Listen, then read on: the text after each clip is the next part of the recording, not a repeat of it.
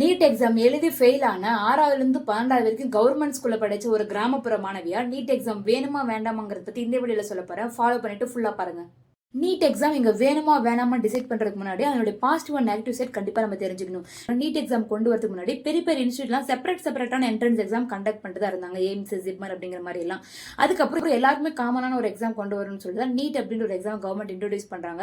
அது நீட் கொண்டு வரதுக்கு முன்னாடி வரைக்கும் 2006 2026 வரைக்கும் நம்ம தமிழ்நாட்டில் வந்து பாத்தீங்கன்னா ஒரு 320 ஸ்டூடெண்ட்ஸ் வந்து கவர்மெண்ட் ஸ்கூல் ஸ்டூடெண்ட்ஸ் கிராமப்புற சைட்ல இருந்து படிச்சு டாக்டரா இருக்காங்க. டோட்டல் கட் ஆஃப் மார்க்கை வச்சு நீட் கொண்டு வந்ததுக்கு அப்புறமா ஸ்டார்டிங் இயர்ஸ்லாம் வந்து பாத்தீங்கன்னா சிங்கிள் டிஜிட்ஸ் தான் வந்து ஸ்டூடெண்ட்ஸ் பாஸ் ஆனாங்க.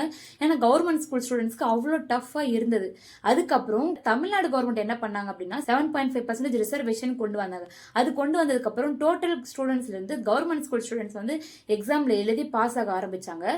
அதுக்கப்புறம் தான் வந்து பாத்தீங்கன்னா நம்ம 10 வருஷத்துல இருந்த கவுண்டை விட ஒரே வருஷத்துல 336 ஸ்டூடெண்ட்ஸ் வந்து பாஸ் ஆயிருக்காங்க.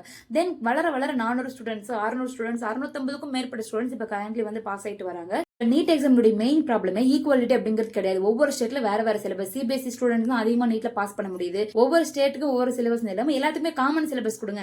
அப்ப பாருங்க கவர்மெண்ட் ஸ்கூல் ஸ்டூடெண்ட்ஸ் டேலண்ட் எவ்வளவு பர்சன்டேஜ் பாஸ் பண்றாங்கன்னு. ஸ்டார்டிங்ல வெறும் 1.1% விட ரொம்ப கம்மியான ஸ்டூடெண்ட்ஸ் தான் கவர்மெண்ட் ஸ்கூல் ஸ்டூடெண்ட்ஸ் பாஸ் பண்றாங்க. ஆனா இப்போ அது 30.6% அளவுக்கு உயர்ந்திருக்கு. டோட்டல் கவர்மெண்ட் ஸ்கூல் ஸ்டூடெண்ட்ஸ்ல எழுதி பாஸ் ஆகிறவங்களுடைய பர்சன்டேஜ்.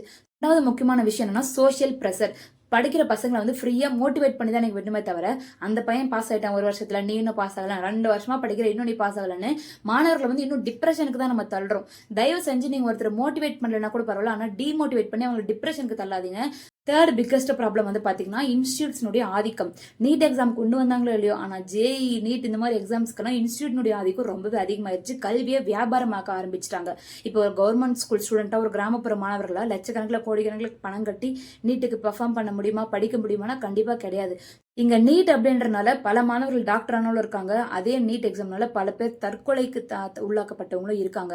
ஆனா நீட் எக்ஸாம் இப்ப டெல்லியில போராட்டது எல்லாமே வந்து நீட்டை வந்து ஒழிக்கணும் அப்படின்றதுக்காக கிடையாது.